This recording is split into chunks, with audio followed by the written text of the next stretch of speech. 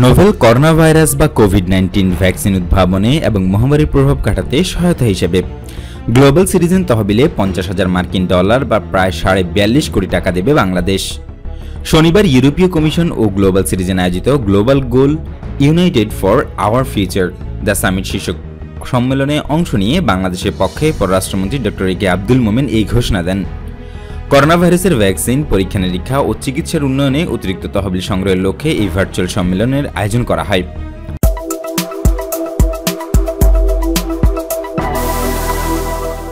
সম্মেলনে বাংলাদেশের পররাষ্ট্রমন্ত্রী জানান, নিরাপদ ও কার্যকর ভ্যাকসিন উদ্ভাবন এবং সহজ প্রাপ্যতার জন্য আমি আনন্দের সঙ্গে $50,000 প্রদানের ঘোষণা দিচ্ছি। প্রান্তিক জনগোষ্ঠীগুলোর কোভিড-19 মোকাবেলা এবং ন্যায্য ও সমতার ভিত্তিতে স্বাস্থ্যসেবা নিশ্চিত করতে এই অর্থ প্রদান করছি। তিনি জানান, বাংলাদেশ সবসময় সাম্য, ন্যায় ও জাতীয় মালিকানার নীতিকে গুরুত্ব দিয়ে আসছে। তিনি আরও জানান, যাদের এই সেবার সবচেয়ে বেশি প্রয়োজন তারা যেন তা পান, একজনও যেন বাদ না পড়েন তা নিশ্চিত করতেই আমাদের এই প্রয়াস। বিশ্বের সবাই যেন সমতার ভিত্তিতে এই সেবা পায় সেই লক্ষ্যে আমরা এই সহায়তা দিচ্ছি।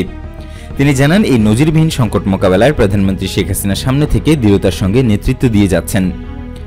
এই দুর্যোগ কাটিয়ে উঠতে আন্তর্জাতিক অঙ্গনে বাংলাদেশের যে দায়বদ্ধতা আছে তার প্রতি অবিচল থাকবে বাংলাদেশ এবং আমাদের জন্য অংশীদারের কাছ থেকেও দায়িত্বপূর্ণ আচরণ প্রত্যাশা করছি।